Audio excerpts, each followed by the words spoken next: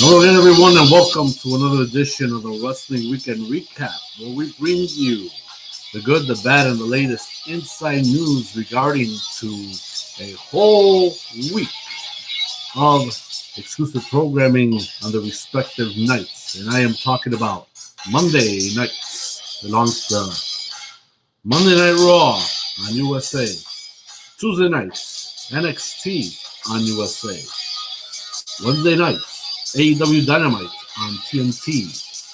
Thursday nights, Impact Wrestling on Access TV.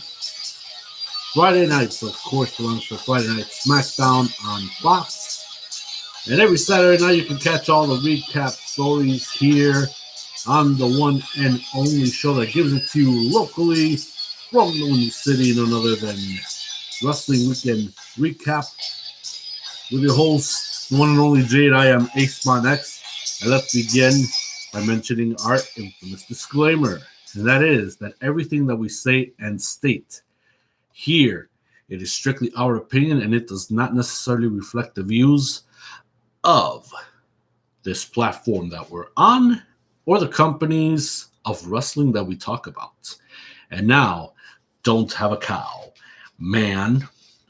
So we begin with one of the stories that kind of leaves us wondering, what could happen futuristically as we understand that the NHL supposedly was gonna take place to be seen, or of course generally taking place for NBC on the USA Network.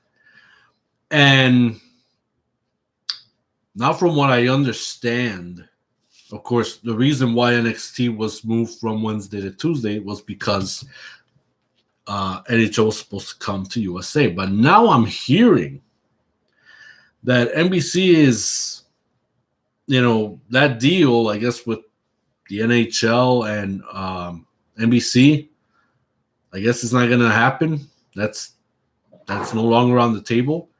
And chances are, this is not official. This is all rumor-wise from, one of the two sources that I rely on really well with this news, is that it could go to Turner, that it could go to TNT or even TBS. But if it does happen on TNT, that maybe it could land on Wednesday nights. And that could be an issue. It could be an issue with, AEW Dynamite programming.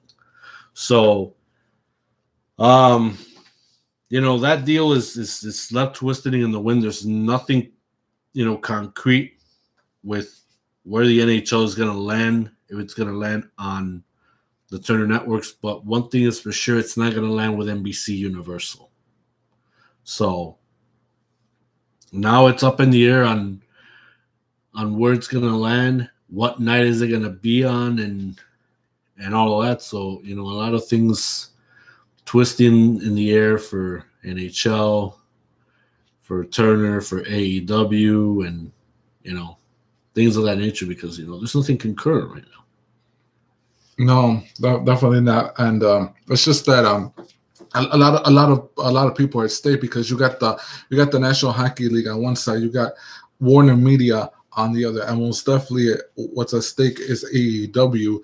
And of course we all know that ever since the inception of 2019, the fall 2019, Dynamite has pretty much established itself as one of the established programs for Warner Media, for the Turner Network. And pretty much from a sports standpoint, Turner does have a contract with the NBA, and pretty much at the moment, it's like they're still undecided as to whether or not they could contemplate negotiating for a contract renewal with NBC Universal. But one thing is for sure is that Tony Khan does not want AEW to air on Monday night, provided this deal does go through. Not because of WWE and Raw, but because of the fact that from September to December, you got the NFL, and since Tony Khan is part owner with the Jacksonville Jaguars as well, as like pretty much they're making they're more their assets on the Jaguars and how the Jaguars season is, and from there they pretty much invest from the earnings of the Jaguars onto AEW. So pretty much it's like it's not evident for now because we're still early in the year, but the only thing that can happen from now until probably September or August maybe, that if it is confirmed that Warner Media does have a contract with does negotiate with the National Hockey League, then there has to be an alternative outlet for AEW to air. That is, if they're considering. I'm not going to say that they move Dynamite off of Wednesdays, but moving it from a different network, since for the last 20 years or so, it's been years since TBS had wrestling on their airwaves, going back to the old NWA and the WCW days. But nevertheless, it's like all we can say is just keep our eyes and ears peeled from what will happen. But pretty much the fan base of Dynamite is still as strong, and I'm pretty sure they'll do everything it takes to ensure that Dynamite is still within the Turner networks. Yes, very true indeed. So I guess we're just gonna have to play everything by ear and see what is going to be the latest on where the NHL stands, on where who's going to have the deal and where is it going to air, and if it's going to conflict with anything prime time. So we're going to have to definitely stay tuned with that and what's going to take place for sure. Another piece of news that has been trending this week is Major League Wrestling. Is it in conjunction? Do they have a working relationship, better yet, with WWE? So, personally, for me, I really don't know nothing much of Major League Wrestling. The only thing I know is that it exists. It is out there. But what I'm hearing is that, of course, if this does happen, obviously, the reason for this relationship, if it does come to fruition, of course, is to get some of the NXT performers to go to MLW and have matches there with members of the MLW roster, and obviously, potentially those athletes in MLW, they could possibly think of going to WWE in some later time frame of the future for them. So, will it be a good thing that this could happen? I believe so, because this could definitely break the system of sorts of WWE just being this king of ultimate conglomerate company, and of course it's always been the place to be. Like, you can go to any company that you want to hone your craft and be the professional that you're meant to be before you make it to the big leagues, which is WWE. So now if they do this thing, I mean, it'll still be recognized as that, but now, the broad view of it all, it will be changed for the better. WWE now will go back to a formula of old in a way, like how they did with the territories and stuff before Vince McMahon Jr. decided to squash all these territories, and he would be the guy that owns wrestling and all of that. But obviously different in the times of now. WWE can work with all these companies, just like how they've done recently with with ICW, with WXW. What other companies are also in conjunction with them? For example, for the archives of the network, Evolve Wrestling as well. So WWE already had business relationships with those, and I think they're still ensuing because more of the content or the content that was on the network that is now going into Peacock is coming in, and I'm pretty sure they're going to acquire more. And plus the wrestlers that were there that are seen now on NXT, they had their time there in in those in the US companies that we mentioned. So we still don't know if this is going to be effective sometime soon, but that's the latest talk that's going on this week. Hope I would like to see them have a business relationship for sure. They can acquire library footage, they can acquire stars, they can have dream up matches that nobody ever thought that they would ever see, or even fans of MLW have in mind who they want to see wrestle from NXT or wrestlers from the big leagues or anywhere else have, that could come true, So we'll stay tuned to that and see what's going to happen from there. Now, the third thing we want to address, obviously, this is our strict opinion of what happened or what's been going on lately with women's wrestling as far as the main rosters of Raw and SmackDown are concerned. I heard talk that, obviously there were people in the roster that were not happy with the way things have been going with women's wrestling and all of that. And I'm not even going to mention any names, but as far as women speaking out through all these different internet sites and satellite broadcasting channels and all of that, the satellite radio and that type of stuff. But the thing of it is that obviously from what has been the talk of the town is that management or WWE as a whole doesn't give a damn about women's wrestling anymore. And I'm not going to include NXT because NXT's women's roster is different, way different and way better than what we normally would see with the women's division in Raw and on SmackDown. Way different.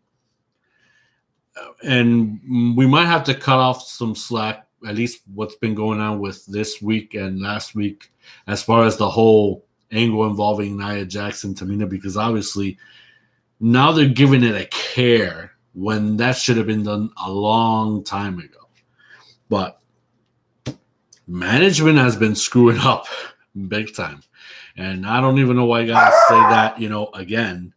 But, that's no secret. That's no mystery. That's been going on for ages. Management really needs, and creative too, they really need to fix the issue with not only women's wrestling, and I'm not going to throw anything else into the mix just because, like, for example, Raw has a lot of fixing to do. This week's Raw Raw put me to sleep again. And you were the witness. Yes. I try to wake up, and I don't even remember what I saw last, but what I saw last was, I guess, Braun Strowman becoming the third guy for the triple threat. Yes, that's Backlash. Yeah, that's for Backlash. That's pretty much, that probably might be confirmed officially. No, it is confirmed because it is going to be a triple threat for the WWE title. Lashley, McIntyre, and Braun Strowman for the championship. I mean, it's like I said last week and weeks before. I might as well just watch Elevation, AEW Elevation. That doesn't put me to sleep. They got some good stuff there, but like I be doing now is like I watch everything that's AEW on Wednesday, Elevation, Dark, and then Dynamite. That way I'm not out of the loop on anything. So back to this deal with women's wrestling. Yeah, it's not interested. It's too typical to even wonder what the heck is going to happen next and what's going to be the finish or what do you smell as somebody coming down and interfering or does this matchup even lack the imagination? just a lot of crap being thrown around. Is like, what are they even doing? Why are they even adding them to the card if they're just going to be belittled? Like, seriously, I don't like when these women get wasted for nothing. You know, I mean, to me, they're too damn valuable. I mean, they're human beings, for Christ's sakes, and just to even wonder one of them or even the entire women's division complaining, that just begs for immediate change. And management and creative are not doing a damn thing about it. And that's what sucks right now.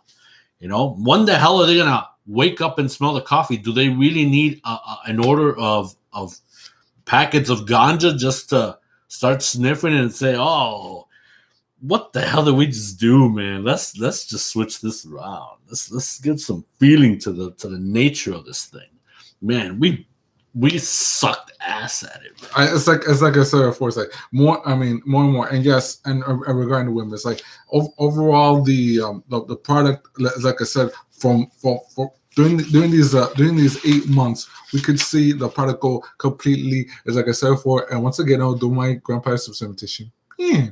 And part of the reason why is because the women, they're not putting the women in such better roles, and it comes to a point where, like, okay, well, you got two singles championships and you got a tag team, and it gets to a point where, like, you're still not giving fans you're not giving fans something worthy to watch. I mean, from a SmackDown standpoint, you could be like, okay, you could still utilize women, but from a Raw point of view, it's clearly bad. It's just to the point where, like, if you got women's wrestlers that pretty much are begging for are pretty much begging beseeching for television time, and all of a sudden, but once again, the creative staff and the hierarchy at WWE, they say we got nothing for you. It's because you're the ones not you're not the ones who are putting your thinking caps on and say, oh, let's create something. And I just want to point out that going back to who ended up getting released from the company, three of them were women, and were they to blame for the fact that they were not utilized properly? The answer is no. It's the pretty much those in charge of the company, the management, was the ones who blown it, because when you got potential to do something, all of a sudden you just block and say, forget it, it's not worth it, because they're not like, unlike other promotions, WWE is not putting a focus on women's wrestling, and that is why some of them are like, what's the deal with, like, what's the deal with us, and that's clearly not the way to go. You can say, okay, it'll be time to repackage the character, it'll be time to tweak a character. Well, if I can say that, and you could just say, well, we'll just change the character, and you're still and pretty much you're not letting the fans in, because fan feedback is vital. If the fans can react to someone who say, oh yeah, I mean, she could draw as the heel, she could draw as a baby face, you got the potential to create magic. But clearly, if you're so narrow minded, you just say it's not gonna work. You're the one that's gonna get the egg in the face, not these women. Yeah, these women might lose their jobs, and they're pretty much gonna get sick and tired of sitting in the dressing rooms and catering. But quite frankly, you're the one that's gonna suffer the brunt of it, not these women, because these women work their butts off just to make it, because they want to go out into that ring and they want to go and wrestle. Do some of them get that right? No. But and do others get? They feel, oh, this feels right. Some of it isn't. No. But nonetheless, now's the time for WWE to say, it's time to get your heads out of your butts, put your thinking caps on, and find a way to put these women. I mean, give them at least put them off at least 2-3 weeks at a time. That's all we care for. But the call is yours. All right. So now we get into the recaps, and we'll begin, of course, with Monday Night Raw. There were,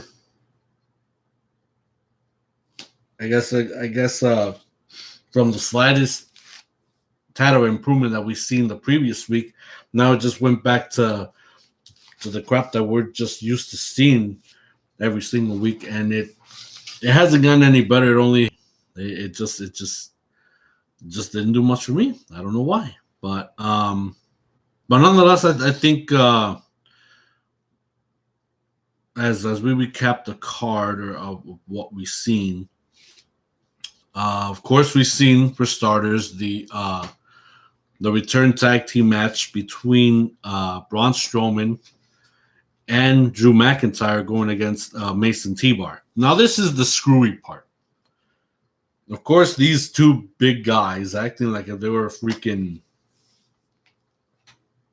I don't know, 7th, 8th graders, maybe high schoolers now, saying, "Oh, I can handle them all on my own. I don't need your help." So we've seen that with Drew McIntyre last week, and now typically Braun Strowman is the one who's going out alone for starters and take on Mason TBar all on his own. And did he get the job done? No. Where did that ended up? Oh, Drew McIntyre saving his ass. And how did it end up anyway? The freaking tag team took place. And I don't even remember if they won. I don't remember. I don't remember. But the point is like again, like you pretty much got egos that pretty much want to say it's all about me. And when it looked like Drew and Braun could have taken care of Mason TBar, but again, it was clearly evident that Braun was just scraping to the fact that Drew is getting a title shot and Braun isn't. Yeah. So moving on.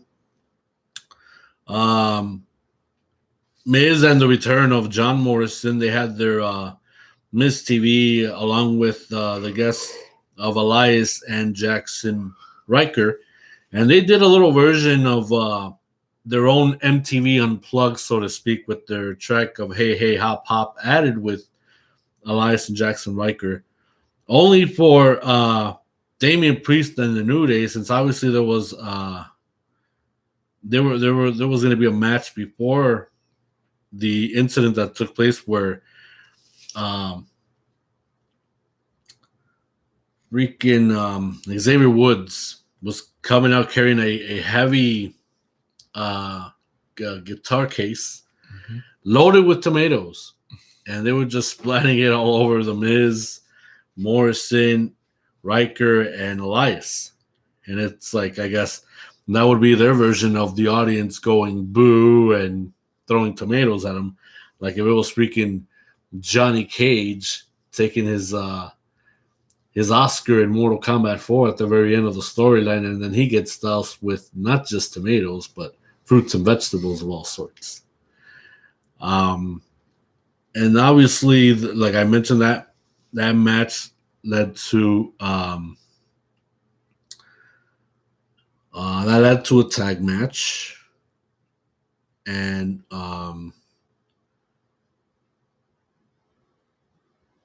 obviously that match, I mean, it was interesting as it got.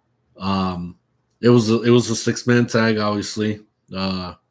Damian Priest, New Day, Elias, Miz, and Morrison.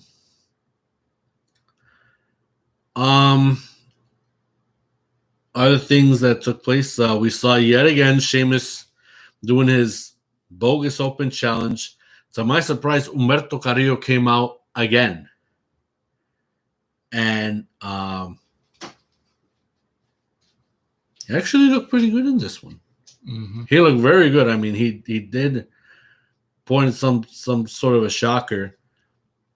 But here I thought, Humberto Carrillo was really done with that whole thing. But no, he actually stood his ground and he embarrassed the United States champion. So that one did not put me to sleep. Although I didn't expect it for Humberto Carrillo to actually save his own face after what Sheamus did to him last week. Bobby Lashley came back and did his promo with MVP. Obviously, him not being pleased with the fact that it could end up him being involved in a triple threat match for the WWE title at Backlash.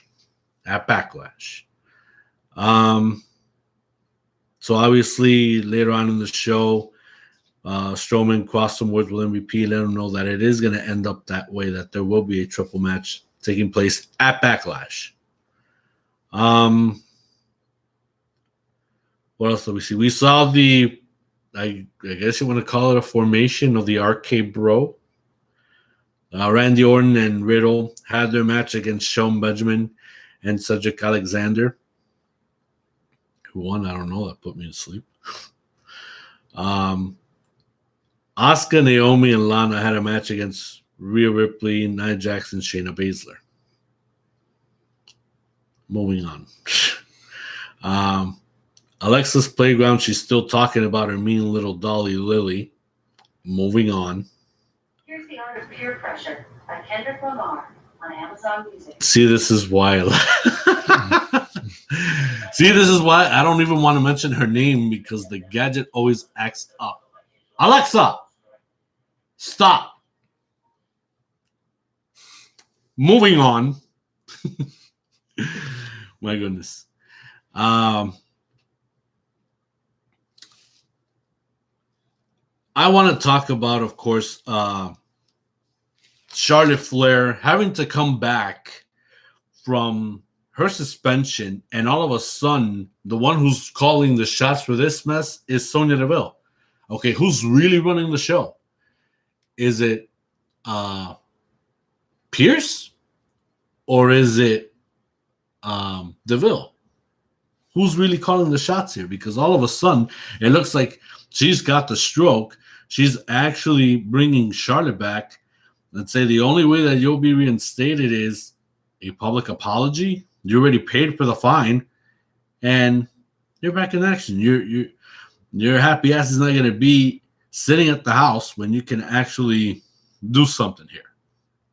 So, my goodness, and we're going to get into those audio clips, because that left me dumbfounded. Okay, it's like Adam Pearce just put his ground firmly on the floor, and then all of a sudden, Sonya Deville just unwinded everything that he has done. And for what?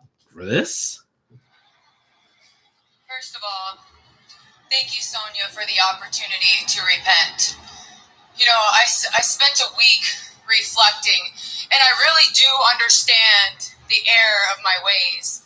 And I would like to make a sincere apology, first to WWE management, to the WWE universe, but most importantly to the referee, Eddie Arengo, for my childish ways. I really don't understand what happened. It was instinct just took over. But I'm here tonight to take the high road and to right the wrongs that I committed. So, Eddie, I'm really sorry for putting my hands on you. I'm so sorry for manhandling you last week. Really? Charlotte, I accept your apology. I didn't see Rhea interfere. Had I did, you would have won the match. Okay, great. Eddie accepts your apology, Charlotte. You've paid your $100,000 fine in full. That being said, I am happy to announce that Charlotte Flair's suspension has officially been lifted. And tonight, she will return to in-ring action. You're going to be the referee of that match. Wait, Sonya. There's one more thing. Eddie just said it was his mistake. I need you to apologize to me. Charlotte, The nerve.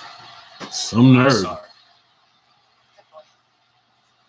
Okay, now that all the apologies are out of the way, everything is final. Charlotte Flair has been reinstated, and I look forward to seeing you perform later tonight.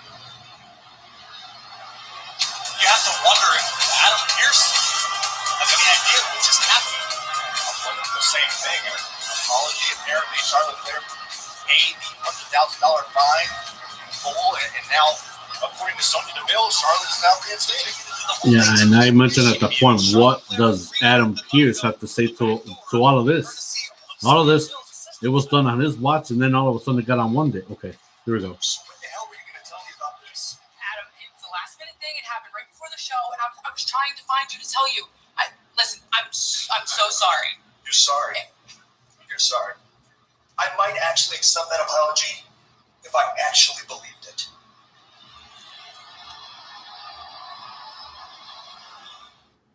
All right. The question is, who's really running the show here? You know, who's the one with the hand at the kill switch? Or who's the one with all the stroke, pretty much? You know, because Adam Pearce says that she pays a fine and she gets suspended indefinitely. Sonya Deville, all of a sudden, I guess she hot-wired Charlotte's number and say, okay, you pay your fine, a public apology, you're back on the show. And all of a sudden, this happens. Now, of course, script-wise, I understand that this is, of course, to build up Charlotte Flair and him being the ultimate heel. We get that. But, you know, as us, we still talk as fans, and we get suckered into the stories sometimes. So I know that after her suspension being lifted, she actually had a one-on-one with Mandy Rose, and that was nothing but obviously but a squash match, and that's just, you know, more incentive for her to be the ultimate heel to go against Rhea Ripley, who's the current Raw Women's Champion. And a lot of people don't even feel that she is a heel, but I guess however the waves go, however a person or the character feels that that's the way that, you know, that they're gonna go. So that's pretty much that. We'll just have to wait and see what, you know, what's gonna be next for the Queen, unapologetic Queen, and see what happens from here. And of course, the main event led to Drew McIntyre and Braun Strowman. Obviously, Strowman went to Adam Pearce, and the stipulations were this: if he defeats Drew McIntyre, then obviously he becomes the third person added into the mix, so it'll become a triple threat match at Backlash.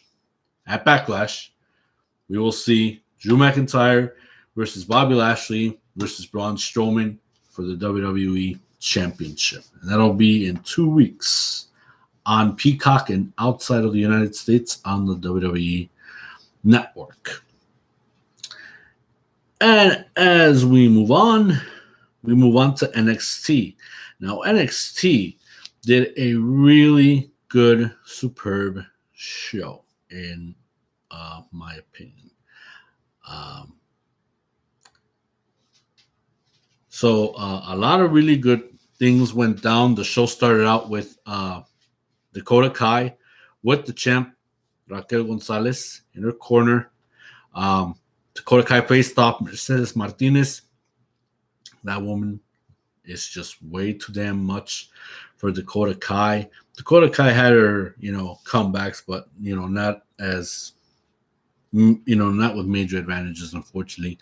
And at the very end of it all, it ended with Raquel Gonzalez having to interfere in that match and just let Mercedes Martinez have it and just beat her up on the outside and having to be whacked by the gates standees right there. And man, she told her off in Spanish. She really told her off.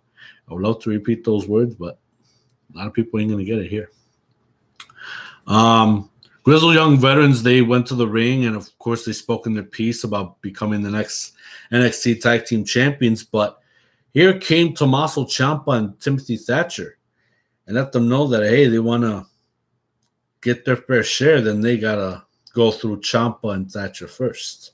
So we will see next week on NXT the tag team match between Tommaso Ciampa and Timothy Thatcher going up against GYV, the Grizzled Young Veterans.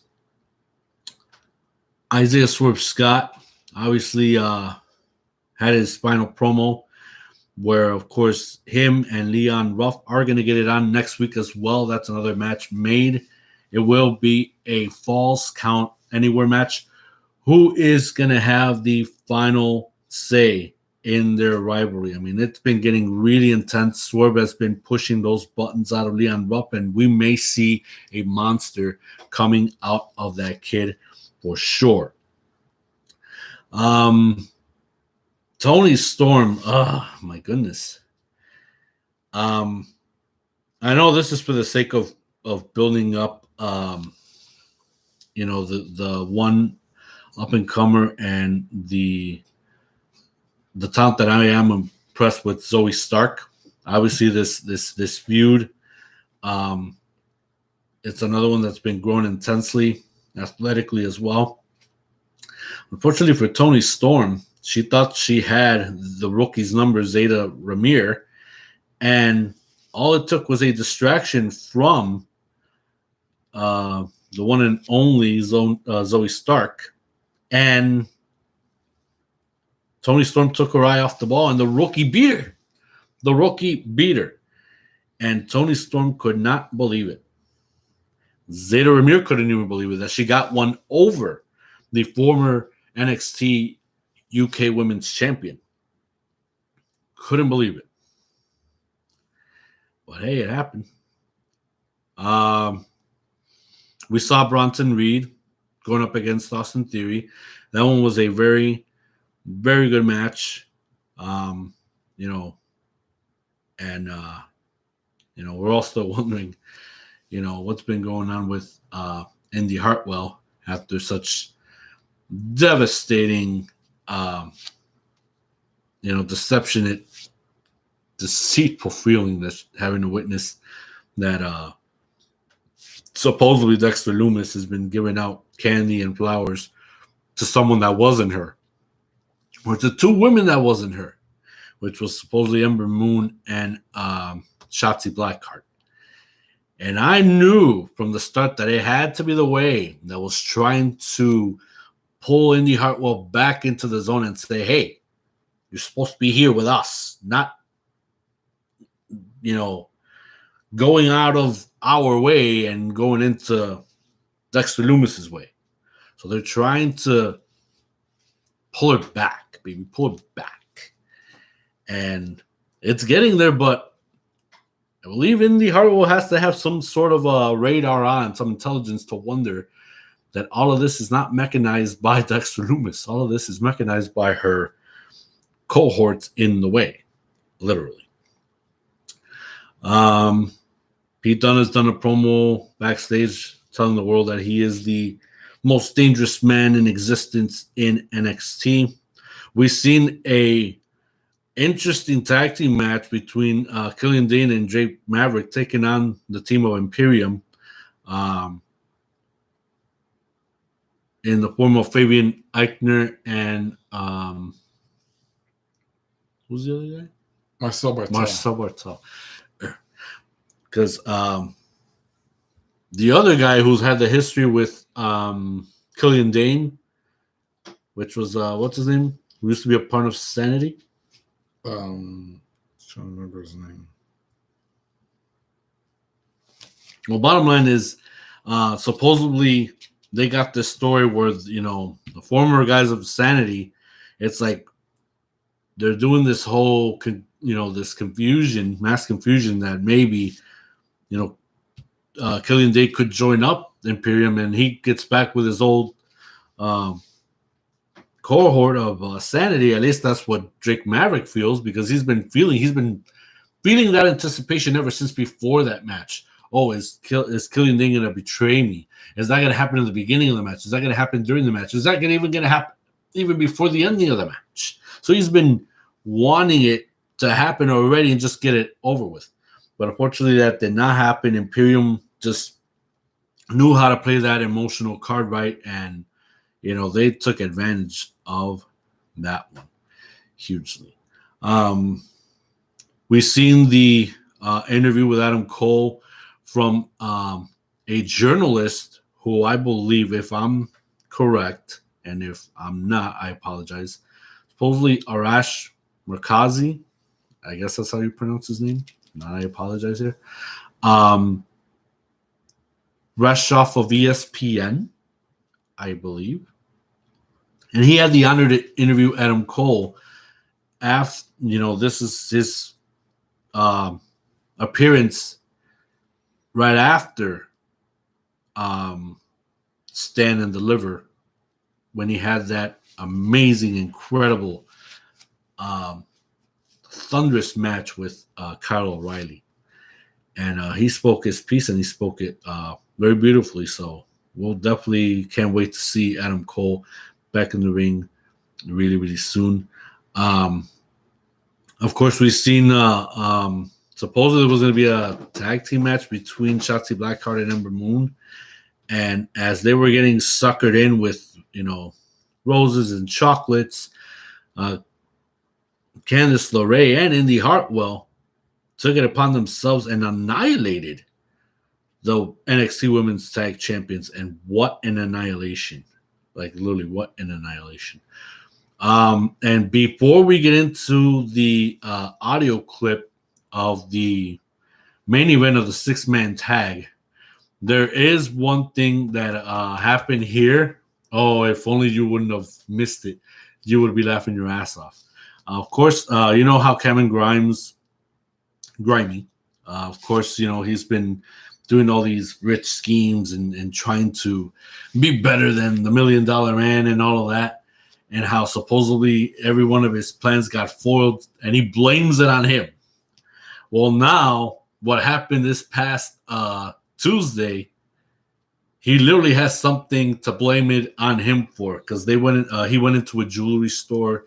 I guess he was trying to figure out, what he can buy with his, the money that he just acquired, or the money that he's been holding on to since, just to upstage, I guess, the personality of the $1 Million Man, or try to live it off like the $1 Million Man, Ted DiBiase. And we're going to get into that clip, because to me, the clip is funny as hell. And since you missed it, you got to check it out.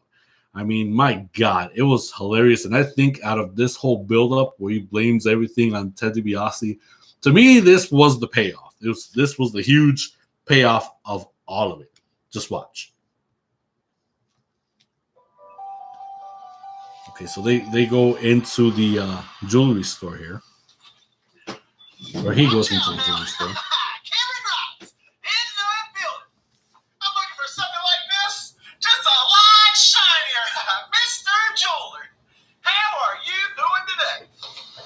Sir, it looks good in here. Let me tell you. You see, I'm actually here to get something nice for somebody. Oh yeah, you got a special someone? I do. Me.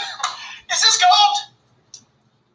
That's chocolate. I really hope you ain't gonna try to sell me a chocolate watch, because I was here to get the most expensive, shiniest, blingiest, most extravagant watch that was in this city, and I heard I could get it here.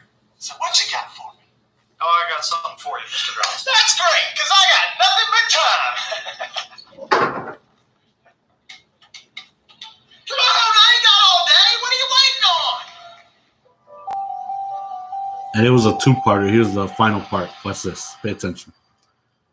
Well, are you sure this thing's working? It's not even going TikTok. Carrying Cross would hate this thing. I think that's the one. It's looking like the one. That fine detail. I think it's perfect for me. You know what? I'll just wear it out. Ring it up. Oh, man, it's so good. I love it. It's not a bad watch, kid. But it's not $1 million watch.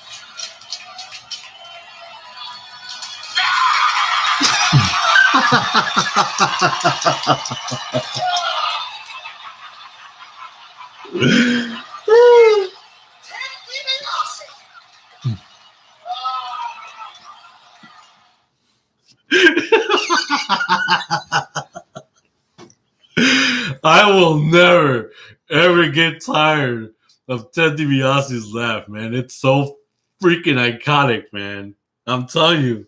Wasn't that a huge payoff after everything that Rich Grimy has been through. It was. I mean, quite frankly, Cameron Grimes has been becoming so annoying lately, and he literally thought that he brought a better watch, but once he got punked by the $1 Million Man, I don't want to be in Cameron Grimes right now, and it goes back to a lesson. I hope Grimes learned it the hard way, that experience, and that lesson is never mess with the master.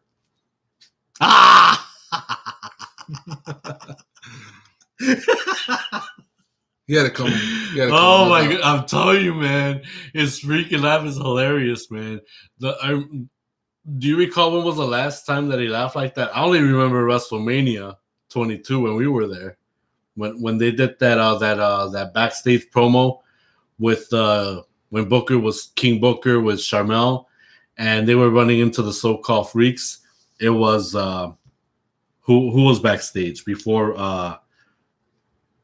I think it was Ted DiBiase first. Then it was no, because I remember before the match, right? Once Booker and Sharmell got out of the dressing room, right? I think the first one was Paul Burchill with the whole. When he was the pirate. When it was the whole Captain Morgan thing, the Pirates of the Caribbean gimmick, I think. Yeah. And then after him, it was who? Ted DiBiase, right? I think it was Snitsky. It's because I'm trying to remember. There were so many faces. Yeah, from Burchill, Snitsky, and of course, and that thing was no. Snitsky was last because Snitsky licking at who was it? Mae Young's feet. Yeah, I think it was. Oh my god, that was nasty. It was ridiculous. Yeah. And I think well, from there came I think because before him and Mae Young, it was Ted DiBiase doing the whole basketball thing with Eugene. Yes, trying to recreate that moment when it was the little kid. And then, of course, to pay it all off, Goldust came out and just pretty much stating, "Oh, we're all different. You gotta bring that the freak out in you. You gotta let it out. You gotta let that go." And and just pretty much just to let the freak out in you before his match with the Boogeyman. Mm-hmm. And it was like, you didn't say that. Tell me you did not say that. Get away from me, man. You're a freak. You're a freak. Even that was kind of amusing. Goldust's impression of Oprah. Yeah, because he did dress up as Oprah.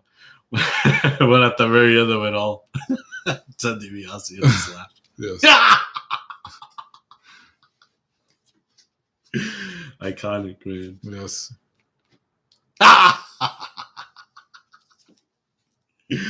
All right, moving on. I wanted to share that with you because you didn't see him. I'm like, damn, I forgot to show it to him, and he's got to see this, man. The huge payoff. Okay, now moving on with NXT, the freaking 6-man tag. It was a fantastic one with Legado del Fantasma members, Santos Escobar. Filling on me with the other two. Raul Mendoza and Joaquin Wilde. And Joaquin Wilde. They took on the team of Kushida and your boys from MSK. So they had, like I said, man, it was a really fantastic match. Whoever decided to book this match, should get, taps on the shoulder for coming up with such a beautiful finish.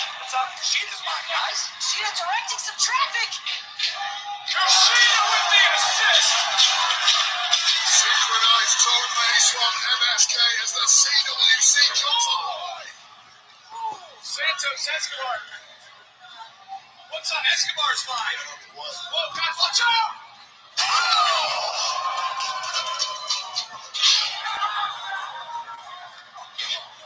Well, Escobar just took out Kushida.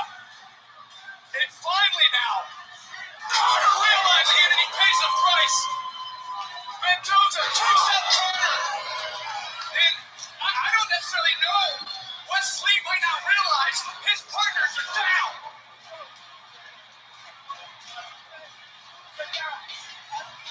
Lee able to block for a moment. Oh! Wild up and over, lands on his feet. Wesley somehow is continuing to fight. Yeah, but what's it for? Where's he going after this? There's always a price now on his back. To the outside. Wait a minute! Santos! Look at this play! splash. Couldn't connect. And now Wesley, it might be slipped down it, but Wesley's got a shot. Kushina's out. Wesley's got an opportunity. Well, it's 1 in a million. Occasionally it hits behind the top of Wesley. This is how Kushida got taken out, right? That's where the match changed from there. The landscape of that match changed from there.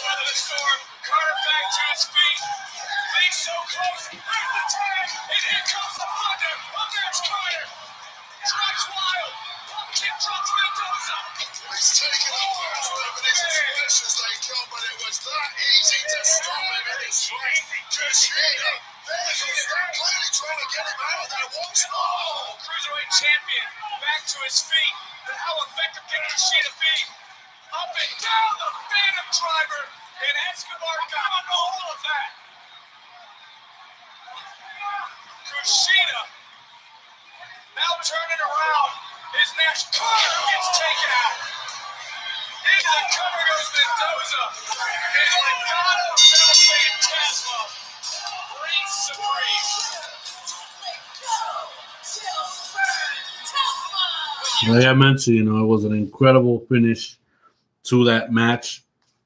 Here, I thought that the good guys, they were going to take it, Kushida and MSK, that they were going to take this one, but no, freaking the Phantasmo Legacy, or the Phantom Legacy, the Other Fantasma, they actually had a plan and how to dissect these guys and actually bring on the pain.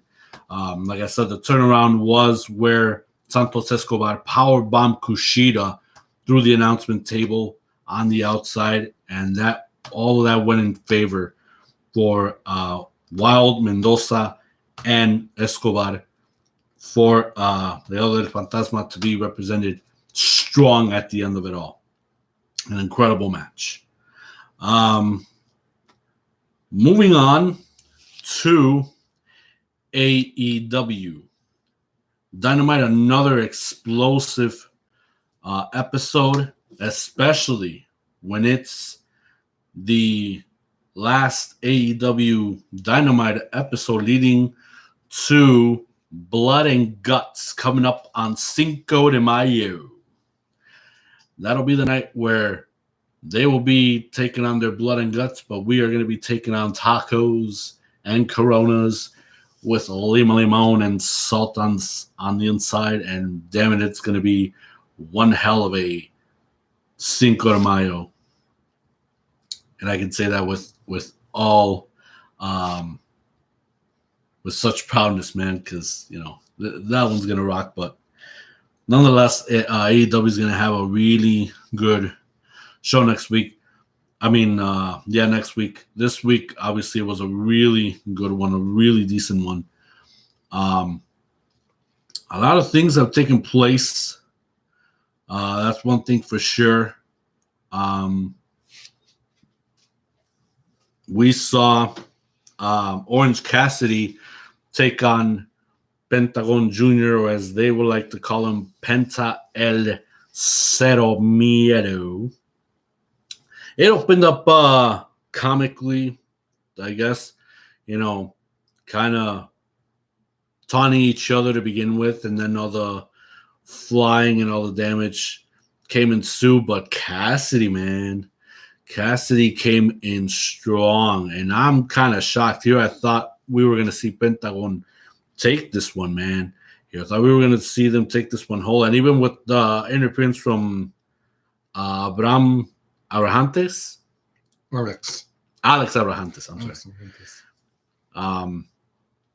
Here I thought there was going to be a huge payoff for Pentagon, and it was not the case. Cassidy went at it to the limits with this guy. My goodness.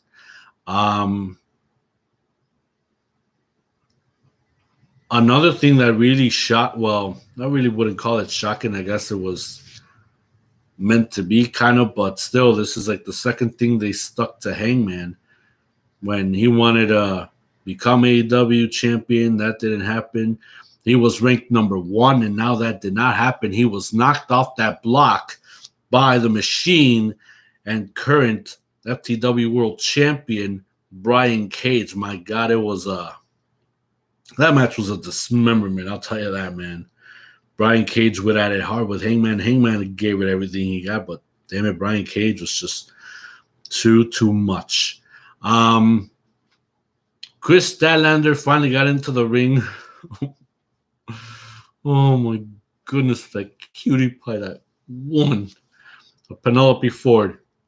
Penelope brought everything to the table, but Chris Statlander, she was bent on revenge.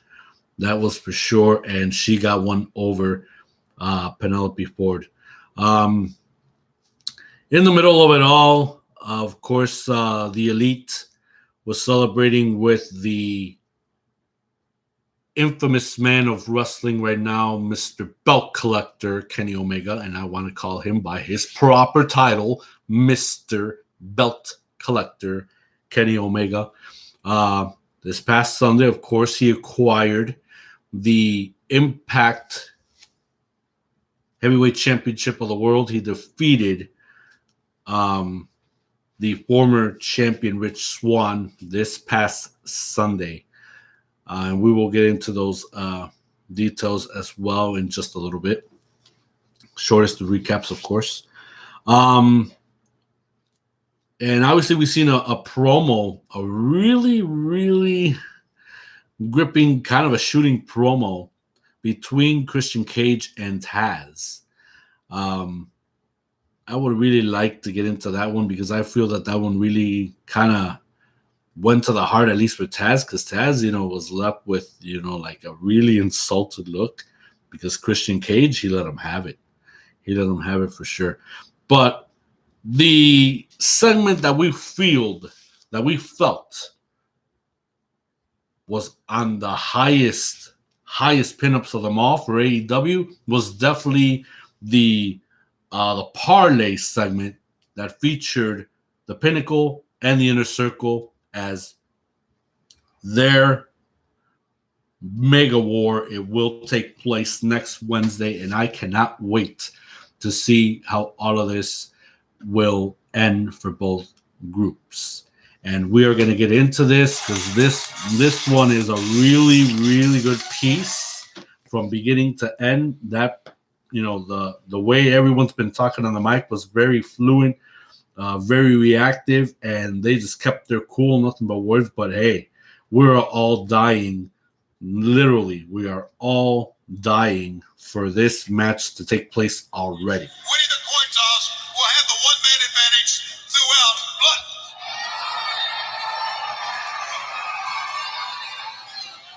there's not going to be no damn coin toss. We deserve the advantage because we were lured into this match. So advantage, Pinnacle, and in return, a warning. This doesn't end well for you, boys.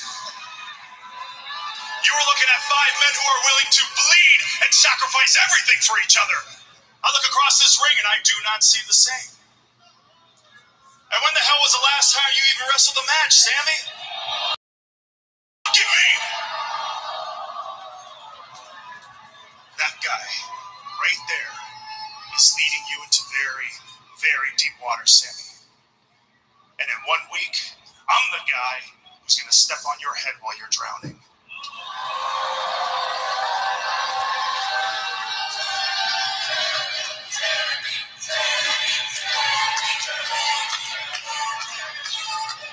Spears, I don't believe you. And simply, why should I? Why should I, man? Ever since you came into AEW, you've been a failure.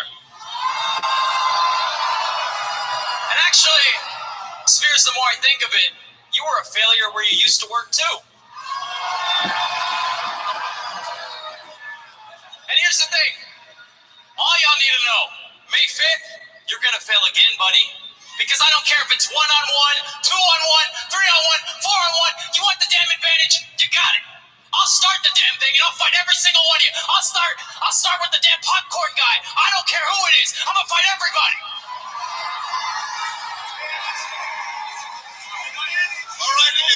this right, it looks like the Pinnacle wins the parlay. They're going to have the advantage. May 5th, I'm asking you, man to man, right here, with sincerity, please, please do not bring this version of Santana and Ortiz. Okay? Blood and Guts, May 5th. That is not the match to bring this soft, complacent Jericho lapdogs that you've been for the past year and a half, because I promise you, with every ounce of my being, if you bring that Santana and that Ortiz, you won't make it out.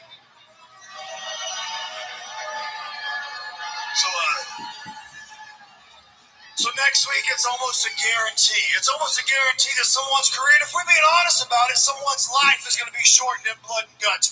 And I've prepared my family, and I've come to terms with that. But when the door slams shut and that bolt locks, I'm looking at every single one of you.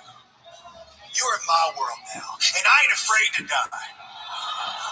Ortiz, you got a young son sitting at home in Santana. You got a beautiful baby girl waiting for you.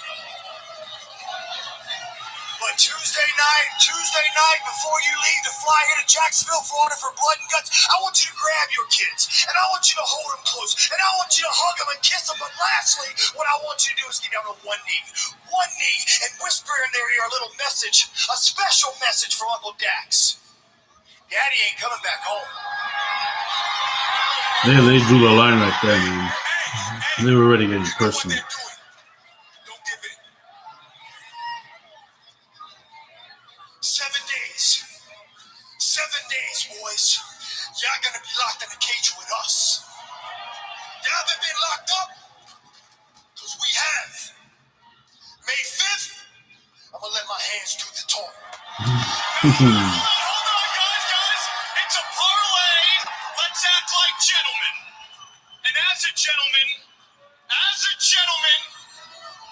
I'd like to say something to you, Chris. What I would like to say is thank you. Yeah, and I know you've been waiting to hear me say those two words for an awfully long time. Hell, you want to hear those two words from everybody since the inception of this company. You have every single right to feel that way, Chris, because without you, there is no AEW. You were the top guy. You were the draw. You were the bridge for the Laps fan to come over here and check out AEW. And all the while, you also managed to create the best group in professional wrestling known as the Inner Circle. I'll give it to you.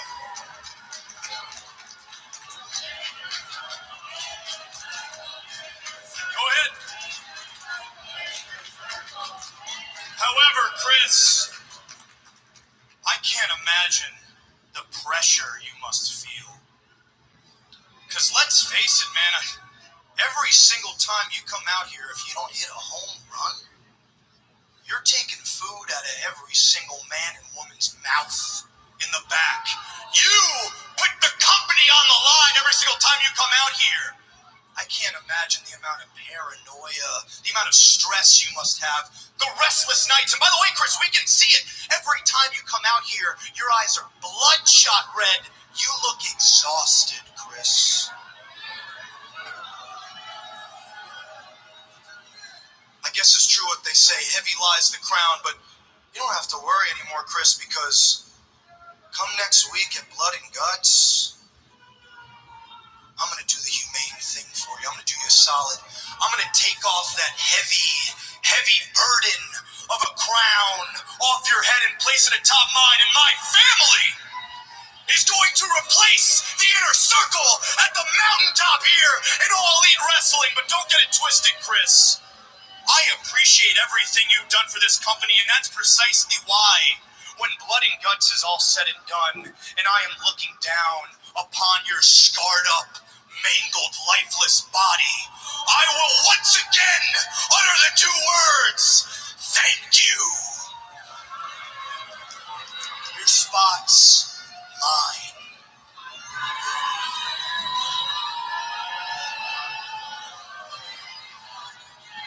You self-righteous, self-gratifying little prick. How so entitled to think that you can have somebody's spot just because you want it. That you can inherit a spot like you inherited the trust fund that your mommy and daddy gave you when you were 18 years old. Or maybe you think you can absorb a spot via osmosis. Or maybe it's a big Tetris game that as soon as Jericho goes left, MJF slides right in. It doesn't work that way. You want a spot? You gotta earn it. You said last week that at 25 years old, I was current jerking in WCW. And you're damn right I was. And damn proud of it, because that's what led me to where I am today. What you didn't mention is that 25 years old, I'd already headlined arenas around the world in Japan and Mexico and Germany. And that's another reason why I'm here today. Because that's why I learned respect. That's why I got experience and life lessons. And that's why I earned the reputation that put me at the top of this game. All right. I'm right. If you want my spot, a good place to start earning it is by beating me in the inner circle at Blood and Guts. But you're not going to do that because we are Blood and Guts! No! No! No, no, no, no, no! You're not cutting my promo off! We are Blood and Guts! And you want to talk about a family? This is a family! How long do you know these jackoffs for? 3 months? This family has been part of AEW since day one! This man had my back when I was threatened assassination in Abu Dhabi in 2012. These lapdogs are a pack of wild animals that have torn and clawed their way to the top of AEW, and I owe them for that. This man right here, I brought him personally in the inner circle, and because of you, he quit. And that's not going to happen again. You are not going to get in the middle of the inner circle, and you're not going to beat us at Blood and Guts. You won't make us submit, and you are going to have to kill us to make us surrender. You are going to have to kill us to make us surrender. And when that doesn't happen, we're going to step on you like the pile of crap that you are, wipe our feet on the concrete, and look down at the only spot that you deserve. Ooh. And I'll finish with this. If 1969 was the summer of love, 2021 is going to be the summer of violence and pain for the Pinnacle. And next week, on May 5th, at Blood and Guts, summer starts early for you. What else can be said? Let's set the stage any better. What may well be the most epic wrestling match in AEW history, for that matter, any other wrestling history. Them's fighting words that we've been hearing. Man, these guys couldn't have put it over better. They got over with each and every single syllable that pronounced out of their mouth. Everybody had to say. Of course, the ones on mute were Warlow and Jake Hager. Jake Hager. I was thinking Jack Swagger. Jake Hager. And understandably, because they're the heavy hitters of their respective groups, they hardly ever speak words unless if they feel like they need to speak. But the other guys, oh my God, they spoke their pieces beautifully.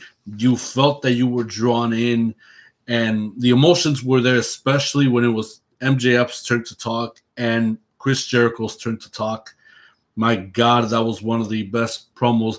Their freaking timeline has been consistent, so I'm excited for this match at Blood and Guts next week when AEW presents Blood and Guts next Wednesday on TNT.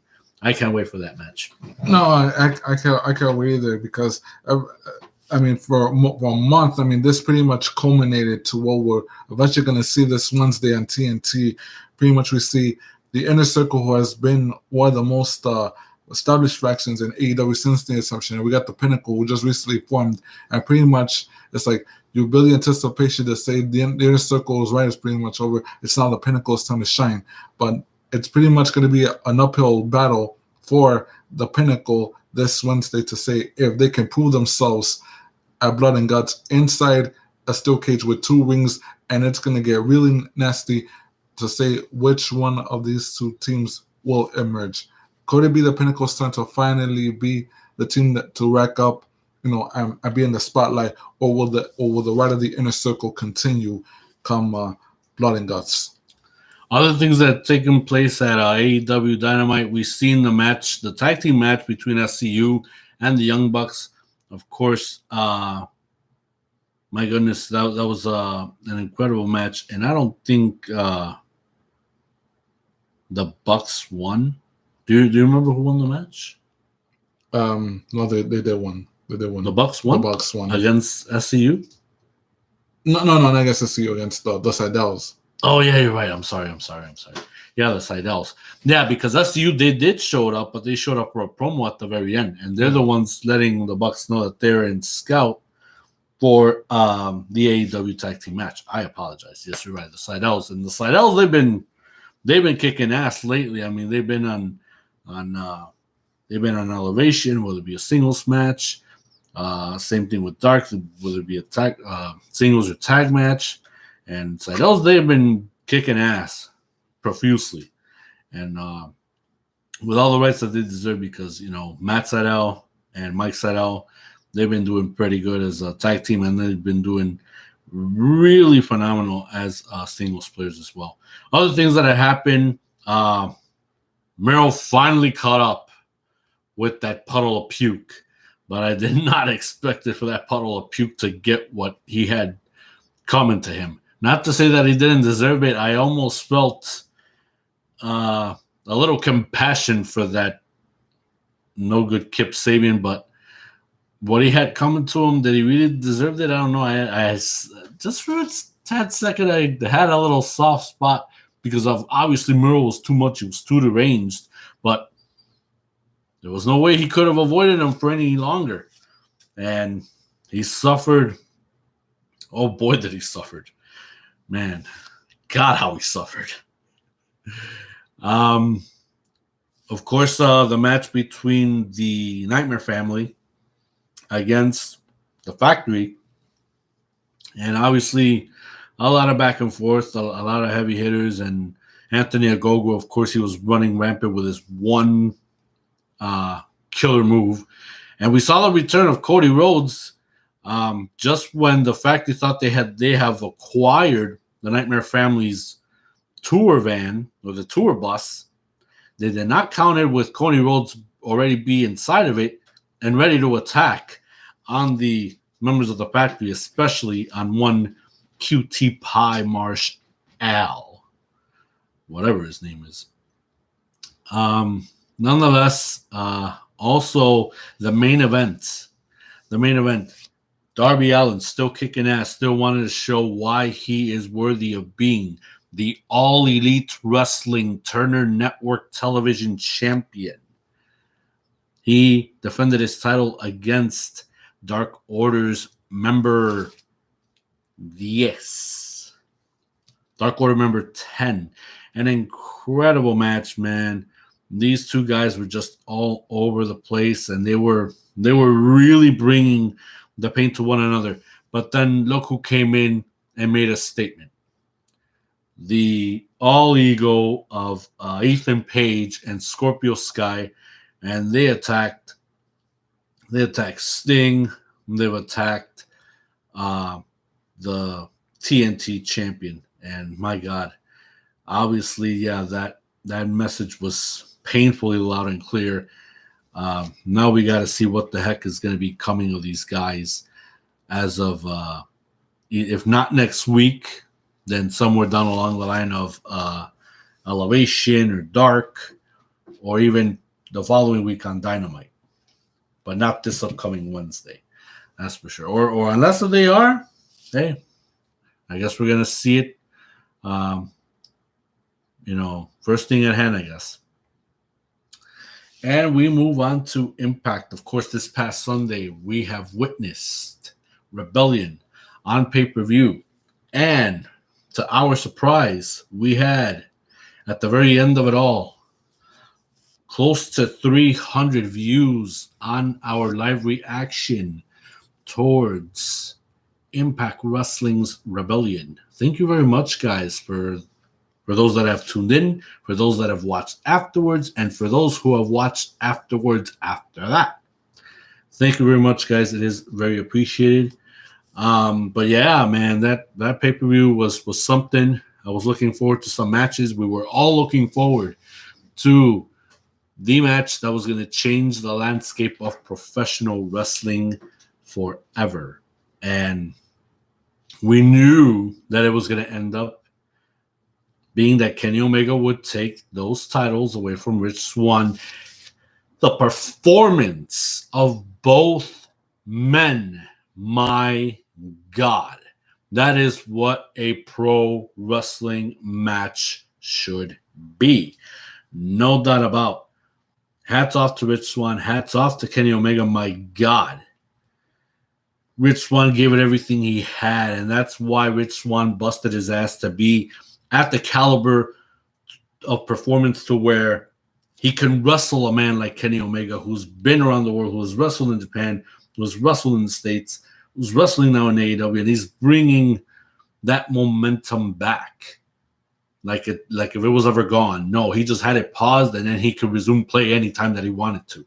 And this was the precise moment where he unleashed himself on the former Impact World Champion. Jade, I got to hear your thoughts on this match before we give a quick rundown of everything that we witnessed at Rebellion this past Sunday. I never thought I'd see a jam-packed pay-per-view like how we saw last Sunday. And pretty much everything was right there. All the chips were on this once-in-a-lifetime match where two championships were on the line. It pretty much was all other than that, all of grudge matches, the title matches as well. It just blended way well together, and all the way to the very end where we saw Rich Swann and Kenny Omega collide for the Impact and AEW titles. It was like, and pretty much you saw these two men give it all, but at the end we pretty much saw evidently Kenny Omega be the ultimate victor. He's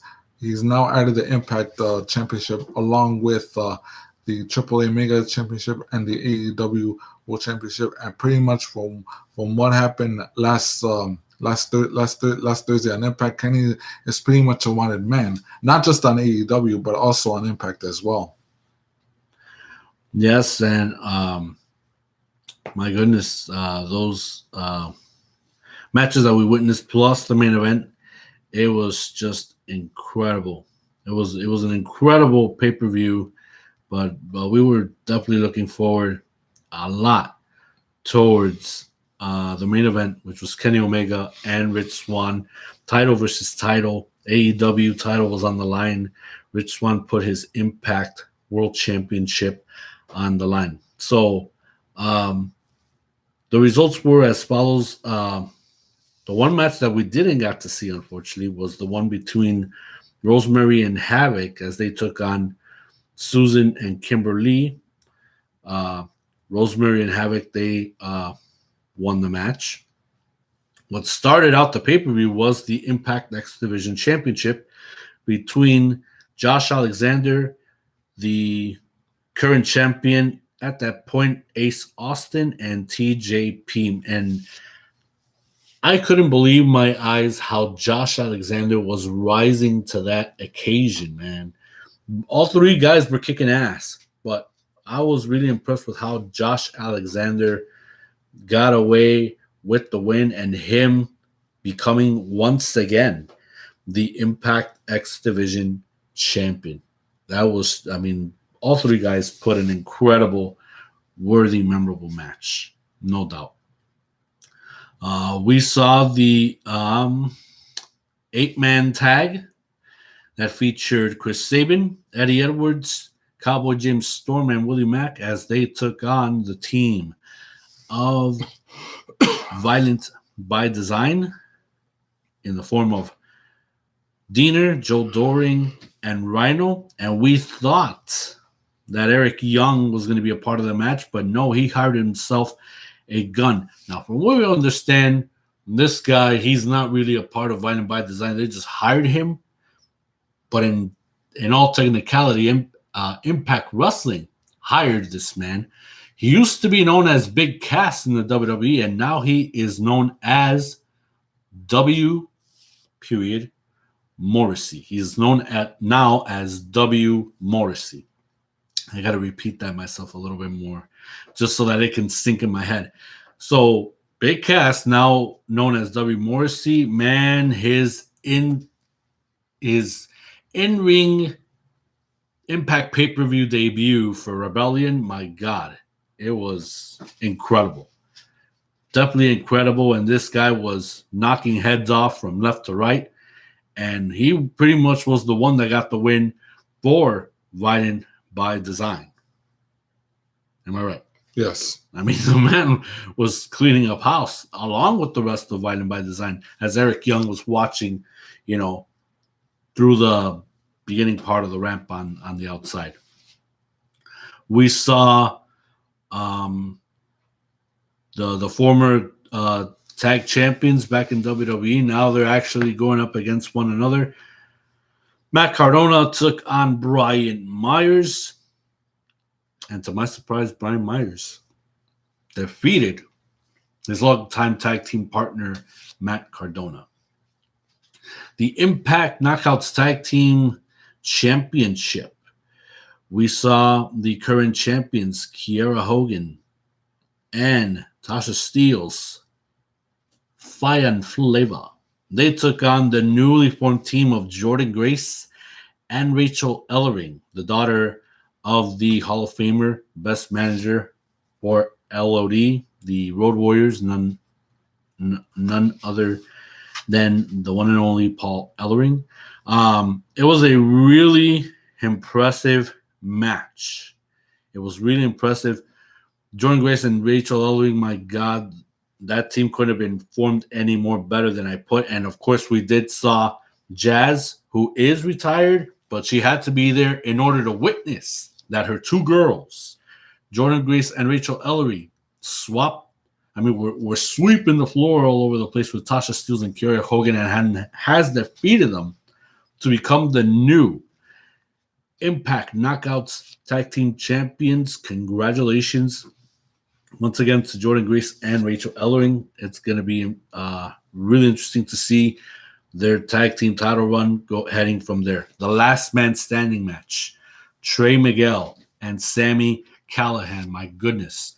This is the continuation of Sami Callihan pushing the buttons of Trey Miguel, and see how far can Trey Miguel go. And my goodness, we couldn't believe our eyes. Trey Miguel was in the zone. Sami Callihan woke up the devil out of him. And my goodness, all it took was a table to have Sami Callihan being put through. The count was already coming too. And just when it looks like it was going to be both guys coming up, Sami Callihan with the sweat all over him and on the table, he skidooed going down. Trey Miguel was the last man standing. It was, my goodness, it was a knocked out, dragged out match, and it couldn't have went any better than expected. The Impact World Tag titles were on the line as David Finlay, the son of the future Hall of Famer, David Finlay, and Juice Robinson took on the former tag champions of the Good Brothers, Carl Anderson and Doc Gallows. Both of these teams were really good, very impressive, and they had another one of those memorable bouts. And yet again, Finjuice just brought in their A game. They brought it to the highest of levels, and they retained the Impact Tag Team belts. And I believe they're going to go back to Japan yet again and defend those belts in New Japan Pro Wrestling. The Impact Knockouts Championship, the current champion, Deonna Purrazzo, the Virtuosa, took on, for the first time ever, Tenille Dashwood. Now, we already spoke about their histories, where they were when they were just barely getting the rising to notoriety. And now these two women that came from different wrestling organizations, now they met for the first time ever. And I really was impressed with both of them. I was cheering on for both of them. I wanted to see Tennille Dashwood become a champion, but I knew that this time was not the time for her. Deonna Purrazzo, with, of course, the help of her cohorts, mostly Susan, that did it for the Virtuosa. Deonna Purrazzo retained her championship at the end of it all. And finally, the title versus title. Kenny Omega and Rich Swann, AEW World title, the Impact World Championship. There were 2 referees scheduled for this match. There was Aubrey Edwards representing AEW and the Brian Hebner, representing Impact Wrestling. Now, here I thought that I was going to smell foul in this match. No, that was not the case. It was great in-ring action back and forth. These 2 guys were tugging it out. They were getting it on as hard as they could. My God, it was an amazing match. And at the very end of it all, when all was said and done, Mr. Belt Collector came to fruition and acquired the Impact Wrestling World Championship. And now that's 3 titles that he has in his corner. The AEW World title, the Triple A Mega Championship, and now the Impact World Championship. What is going to be his next belt to obtain? Well, we don't know for sure, but we are going to jump to what took place this past Thursday on Impact. And obviously, Kenny Omega, the new champion, was not in the building. He was nowhere near the building to even get into the ring and, bask in his glory and all that stuff. So that kind of left Scott D'Amore, wondering, is this guy even taking the Impact Championship seriously as Rich Swann has done? So even on Sunday, we got to see Tony Khan, we got to see Tony Schiavone, Jerry Lynn representing AEW. Of course, Scott D'Amore was not that far away, and he was looking on in that match. So they all made this match a huge deal.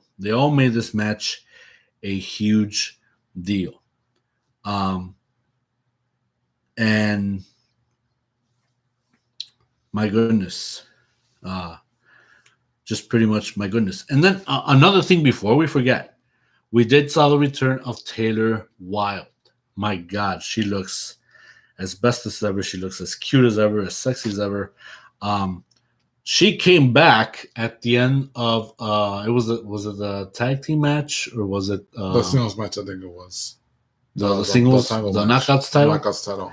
And they were laying out Tennille Dashwood, and then we got to see the return of Taylor Wilde. And my God, she came in and assisted. And obviously, the storyline that's, I guess, starting to boil there is the fact that Tennille Dashwood was looking for a partner for a long, long time, and she believed that she has found it in Taylor Wilde. When Taylor Wilde, her plans are not to be a part of any tag team, but to acquire what she has already acquired before, 10 years ago, and that was the Knockouts title. Could she be champion again? I would really love to see her complete a comeback of that magnitude. Nonetheless, what took place this past Thursday, Taylor Wilde came back and she had a match. And I believe she had a match with Susan? Kimberly. Oh, okay. Well, I mean, it was still a 2-on-1 handicap match, right? Because where there's Susan, there's Kimberly. And when there was Kimberly, there's Susan. Yeah. And the champion, the Virtuosa, she was watching everything from backstage. So she did not came out and assist her cohorts, to go against Taylor Wilde. But nonetheless, Taylor Wilde made an incredible comeback. She won her match against Kimberly, even though Susan did not make much of a difference. But nonetheless, Taylor Wilde won her match. The show opened up. Well, we'll get to that. And and go with what happened afterwards. The first match to set up for their next upcoming event, which is Under Siege. And we'll get into that in just a bit. W. Morrissey had his first Impact debut match, and he was really successful with that one. Ace Austin had a rematch against Josh Alexander one-on-one. Josh Alexander still retained. Brian Myers is still set to take out Matt Cardona for good, and he has injured him. We don't know the severity of his injury, but hopefully we will get to find that out really, really soon. James Storm and Dina had a one-on-one match, and it ended up being one of the violent ones that we have seen, for as long as we can remember. James Storm is not in it for the fun. He is in it to put Dina down because, hey, the war with Storm and his associates going against Violent by Design is far from over. We have witnessed a video package that I never thought I would ever get to see. A Bullet Club member is going to make his way next week to Impact Wrestling, and that wrestler is known as El Fantasma. Before having to canceling my subscription for New Japan World, I got to see some matches from El Fantasma when he became a part of the Bullet Club, and my goodness, Fantasma, despite his freaking arrogance that was oozing out of him so easily, he backed it up, and my God, that guy is a fantastic wrestler, fantastic performer. You guys will get to see that for yourselves. If you're interested, don't miss Impact next week. Fantasma will debut on Impact Wrestling. Yes, coming from New Japan Pro Wrestling and representing Bullet Club. We will get into how the show opened up, because here we thought that, and here we all thought, even Scott D'Amore was expecting for Don Callis and Kenny Omega to show up with the championship and, for them to do their thing, bask in the glory and all that. And that was not even the case. Supposedly Don Callis was giving them the night off, and Don Callis was not even going to have that. He wasn't even going to put up with that crap, and none of that is like, hey, either he's here or he's going to get stripped. And let's get into it. Sunday at Rebellion was a historic night, not just for Impact Wrestling, but for the entire wrestling industry. And as everybody's well aware, we have a new Impact World's Champion in Kenny Omega. So congratulations to Kenny. And I'd also like to tip my hat and pay my respects to Rich Swann for his amazing performance this past Sunday. And I think it's pretty common knowledge in the wrestling industry that when a champion loses his title, traditionally he gets a rematch, automatic. But Rebellion was an unprecedented situation with that title versus title main event. And Rich Swann and everybody involved, all parties, knew that this was a unique, one-night, winner-take-all situation. And there was no rematch clause. So it seems that we have to get down to getting a number one contender. And that's why May 15th at Under Siege, there's going to be a 6-way match to determine the number one contender for Kenny Omega's Impact World's Championship. I mean, that's unless Kenny Omega doesn't make it here tonight before Impact on Access ends, in which case that 6-way at Under Siege will be to crown an Impact World's Champion. But Don Callis is working diligently away at getting Kenny Omega here before the end of the night. So I'm sure that's not going to be a problem. But either way, the stakes at Under Siege could not be bigger. And look, I love everybody here's Moxie lined up bright and early outside my office door today. Everybody here wanting to be the individual, to be the person to bring the Impact Championship home. And I want to give as many of you individuals that opportunity to do so. And that's why, over the next 2 weeks here on Impact and Access, we're going to be doing 6 qualifying matches to determine who's in that number 1 contenders match at Under Siege. And they often say there's no time like the present. So, Jake something, get on up here. Come on up, big man. Come on up. You know, Jake, I've known you a long time. And you have always had the raw ability, and you've always had the passion. But this last little while here at Impact Wrestling, you've been showing that to the entire world. So I know you're ready, and I know you're raring to go. So, let's kick this off right here with our first qualifying match. Jake something versus this guy. Oh boy! It's Thursday! His opponent from the Bay Area, APA, the Ultimate Finesser, Chris Bay. So Chris Bay makes a perfect reappearance here at Impact after Scott D'Amore singled out Jake something, and there's a lot to be said about that. But now, we move forward, Elo Brown, like every good relationship does. We move forward to find a new number 1 contender. Because right now, the Impact stars need to step up. The Impact stars in the show, Executive Scott D'Amore, they have what it takes to go on to face Kenny Omega.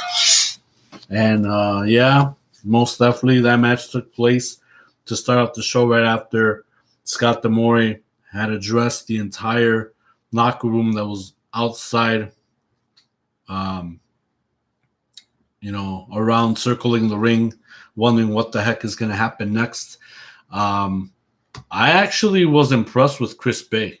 Here I thought he had no chance in hell to actually make it through Jake something, because Jake something, obviously, from what I've been watching, from the moment I tuned in again to Impact Wrestling, Jake something was on a total rampage, and he was winning matches. Chris Bay, I see him come back, and my God, his performance was something else. And he won his match against Jake something, and he's a part of the first out of 6 guys to be a part of Under Siege, coming up in already this month later on. So, of course, the next match that will take place, we'll see that on Impact. And, of course, to end the match, or to end the night, I believe Sami Callihan went up to the jackal of all jackasses, Don Callis, and he laid a message to him. Pretty much told him that, hey, Kenny Omega's not going to be able to run from me. The next time I see him, I will kick his ass, Pretty much he's stepping up to him to say, hey, nobody's going to step up to get the Impact title back than I will. Pretty much straightforward. And obviously, Callis, the snitch that he is, passed that word on to Kenny Omega. And at the very end of the show, the Good Brothers and Kenny Omega just laid out Sami Callihan. And that's how the show ended.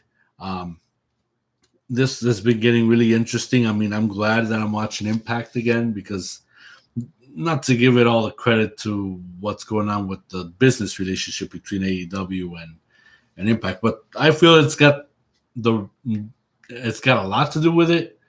But at least now I'm getting back to getting interested again in everything that they do.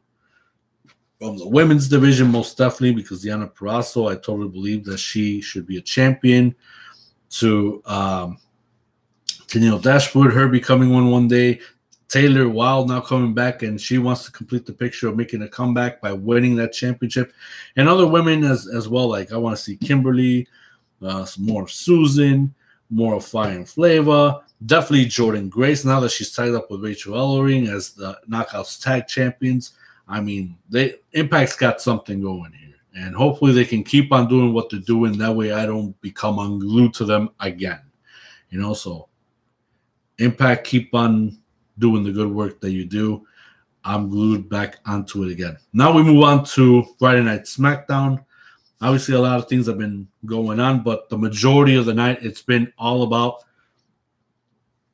building up this anticipation to see the main event, which is Daniel Bryan versus Roman Reigns for the Universal Championship.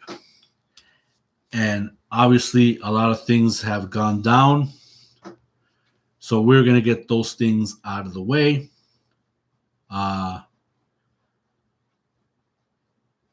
First of all, the one thing that I never got to address, and I'm going to make this quick.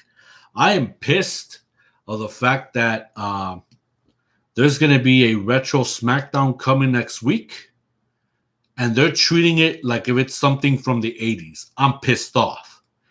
SmackDown wasn't a thing of the 80s. It was a thing of at the end of the 90s going into the millennium. They played it like if SmackDown was Monday Night Raw from the past, or treating it like if it was the beginning of the 90s. No. SmackDown debuted in 1999. Do you remember the date of the pilot episode that aired? No, I remember the month though. It was August. It debuted in August of 1999. Do you remember the date of when the show became official from that point forward? Where the main event was Triple H? Actually, the day became August. The pilot was in May. Okay, so pilot was in May. August 26th. August 26th was the official 1999. debut. That was the official date of SmackDown moving forward. So, yeah. I don't know if Fox was behind it. I don't know if WWE was behind it, or both of them had the idea. But the insanity of going on with a retro SmackDown just because they're doing a retro theme of the week for NASCAR. And I seen some promos that Fox Sports Net was doing it. It's just crap, to be honest. And I'm not looking forward to this retro SmackDown. If they're going to treat it like if it's something from the 80s. They should have played the right theme because the theme sucked. They played like if it was something for Monday Night Raw or something in the 80s that we witnessed in WWF at the time. And it was just, no, I wasn't on board with it. It just made me mad because we got to witness SmackDown back then when it was on UPN. And boy, were we pumped up for it. And now you're just ruining that mystique and moxie that happened from back then. And you're just tarnishing it now, making it sound like if it was an 80s gimmick thing. Bull. All right? And I had to get that off my chest because, my God, I mean, that promo was awful. It was just stinking awful. And if you guys got the courage to fix it now from when it airs, then maybe I'll be pleased. But if you're going to treat it like the 80s, I am ready to squash it down and bomb that crap next week when we get back on this platform and review it. That I can promise you. So anyway, a 6-person mixed tag took place because even in the beginning of the show, I kind of felt like if it was out of loop, or maybe that was just my DVR that recorded because of unfortunate lagging in the signal. What ended up being was, of course, Bianca Belair, the SmackDown Women's Champion, teaming up with the Street Profits, taking on the current tag champions, Robert Roode and Dolph Ziggler, teaming up with the former champion Bayley. And obviously, Bianca Belair and the Street Profits won. Natalya and Tamina had a tag match yet again with Nia Jax and Shayna Baszler. They have improved it a little bit. The people were getting behind it. I caught just a little bit of it, and I saw how it was already gravitating towards something which, like I said before, this should have happened a long time ago, but now they're making up for it. And it was an interesting highlight, to say the least. Aleister Black yet again, now revealing chapter 2 of his story, known as Reality. One of the title matches that took place was Big E versus Apollo Crews for the Intercontinental Championship. The match was incredible. A lot of action, back and forth. But yes, I had to expect, and I did, the interference from Commander Aziz, and that just went the match right into the crapper. Throughout the night, we were hearing, getting people's opinions of who could win the match between Daniel Bryan and Roman Reigns. A lot of said Daniel Bryan, a lot of said Roman Reigns. Heyman and his powerful words promises that Daniel Bryan will not defeat the head of the table and current Universal Champion Roman Reigns. Now, to make this feel like Roman Reigns was owning the night, and this part you missed, Roman Reigns has now a brand new entrance theme. In my opinion, it sounded like a kind of like a remix, or at least take a chunk from the beginning part of the guitar theme of his theme and add it into this new theme. To this would be his heel theme, unlike the last theme, which was normally his good theme. But since he's already been the heel for quite some time now, there had to be a new update to his theme. And I believe this theme kind of complements his heelish side. It really does. So, without any further ado, let's get into this audio of the match between Daniel Bryan going up against Roman Reigns for the Universal title. And I got to say, this match was a straight-up match. No one has interfered at all. No one.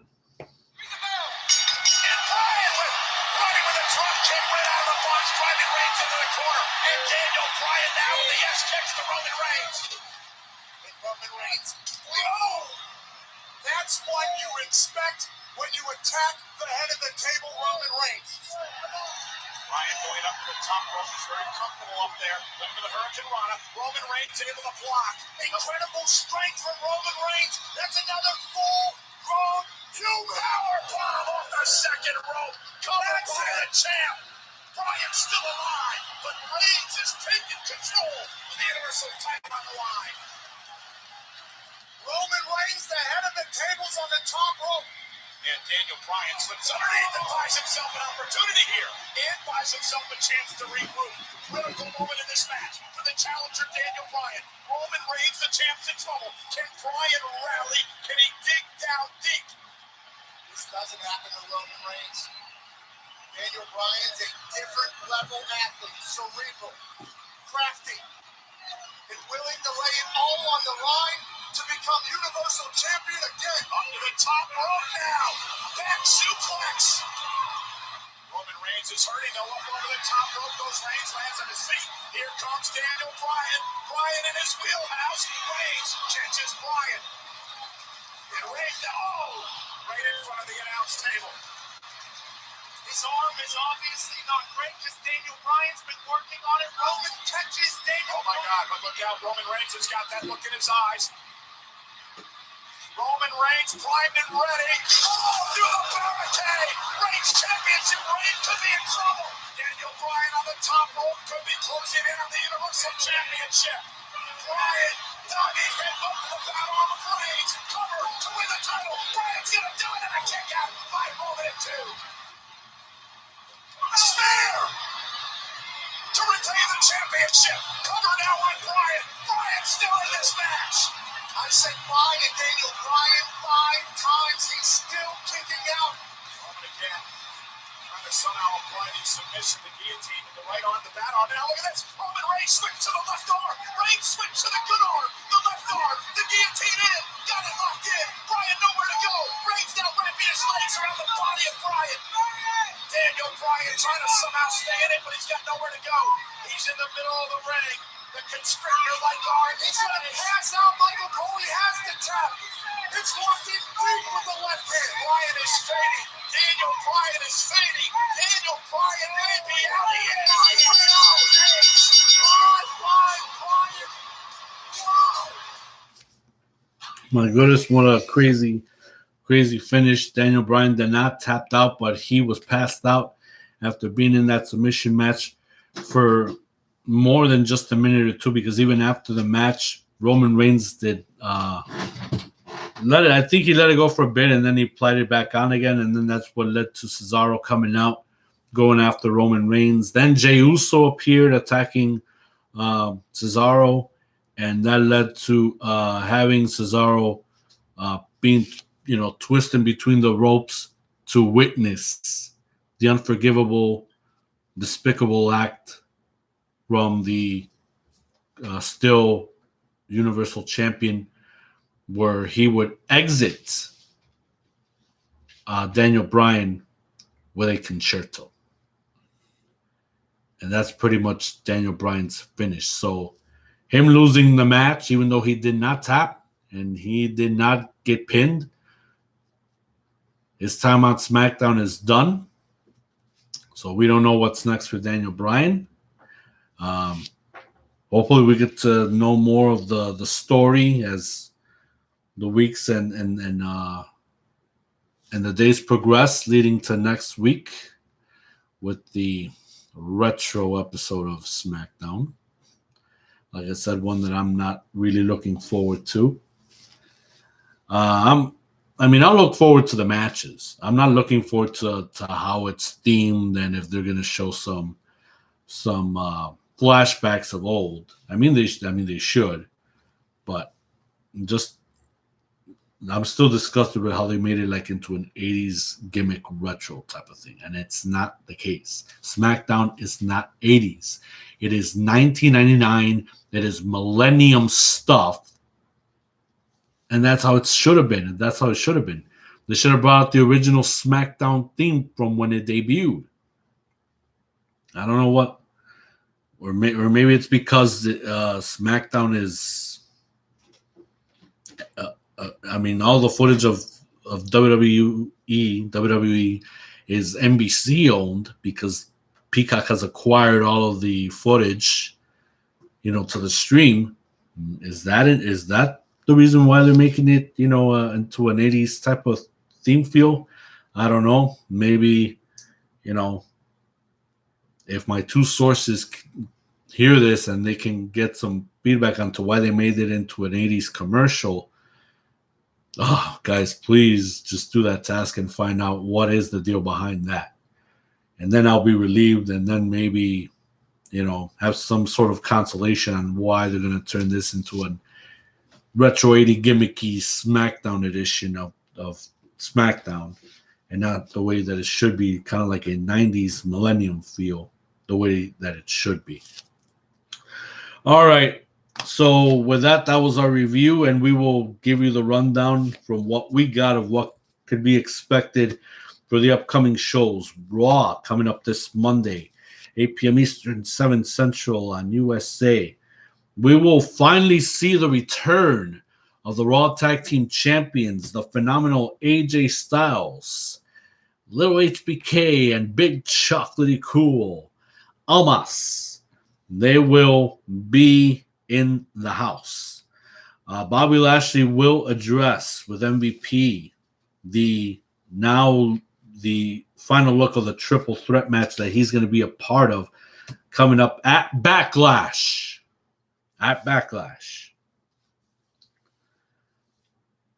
And that's what you can expect on Raw. That's all we got so far. Of course, what's going to be next for Charlotte Flair, since now she's back on the roster? If she's going to go for the Raw Women's title and Rhea Ripley, we will see that next week. NXT coming up Tuesday, 8 p.m. Eastern, 7 Central on USA. We got some matchups on the card. We will see, like I mentioned, the tag team match between Tommaso Ciampa and Timothy Thatcher going up against the grizzled young veterans. Plus, we will see Leon Ruff going up against Isaiah Swerve Scott in a Falls Count Anywhere match. And after several weeks of being out from Stand and Deliver, we will see the former NXT champion Finn Balor return to NXT AEW Dynamite. We will see, of course, they will present Blood and Guts this upcoming Wednesday 8 p.m. Eastern, 7 Central on TNT. In the card, we will see, of course, the War of Wars between the Pinnacle and the Inner Circle. Pinnacle will start out the match. Who would it be? I don't know. I'm assuming Shawn Spears by the way he talked. But Sammy, our guy, Sammy Guevara. Sammy Guevara, yes. The Spanish God. He has volunteered himself to start out in the match. Can't wait to watch that one. Also, we will see AEW World Champion Kenny Omega teaming up with his boy Nakazawa, going up against Jon Moxley and Eddie Kingston. A fatal four-way tag team dance is scheduled. We will see SCU going up against Jurassic Express versus the Varsity Blondes versus the Acclaim. The winner of that match will have a tag team title shot on May 12th. And also what is promoted for the following Impact episode, we will see Jon Moxley if he will defend his IWGP US title against the veteran that we know and that he hasn't been seen on the Turner Networks for decades. And I'm talking about Yuji Nagata. The last time we seen him on Monday Nitro was in 1997. And he's going to be back on the Turner Networks after quite some time. To be seen going up against Moxley, I believe he will defend his U.S. title. That's the reason why he will be there. That will happen this upcoming Wednesday on TNT. Impact Wrestling. We will see the debut of El Fantasma representing Bullet Club and especially New Japan Pro Wrestling. His singles debut will take place. Plus, what we didn't get to mention, Moose issued a warning to the one and only Scott D'Amore when he feels that he got, jacked off for not being a part of the tournament for Under Siege. Well, we see Moose actually get his shot. We'll find out this Thursday on Access TV. And SmackDown, for what we know so far, Cesaro will get another match against Seth Rollins this upcoming Friday, 8 p.m. Eastern, 7 Central on Fox, when they will do their retro episode of SmackDown to promote Retro Week for NASCAR. I believe that's the whole point of that thing. And best of luck to them on trying to do such a thing, and hopefully that does work out in their favor. Well, nonetheless, ladies and gentlemen, that is it for us here tonight for another episode of the Wrestling Weekend Recap. We want to thank you very much for joining us. We want to thank you again for joining us this past Sunday for Impact Wrestling's live reaction to Rebellion, our live reaction to Impact Wrestling's Rebellion. Already close to 300 views. Thank you so much for that. And we will be back here next Saturday to bring you the good, the bad, and the latest inside news of what takes place with Monday Night Raw, NXT, AEW Dynamite, Impact Wrestling, and Friday Night SmackDown. For the one and only Jade, I am Ace Mon X. We will see you here next week. Enjoy your weekend, guys, and remember, now that we're hearing the CDC easing up on the whole mask deal, I suggest to all of you that are vaccinated, do your thing. If you're in a crowded place, mask up, keep your distance, and stay safe. Peace and love worldwide, everyone. Have a good night. We will see you here this Sunday on this platform for another edition of the Wrestling Weekend Recap. Have a good night, everyone.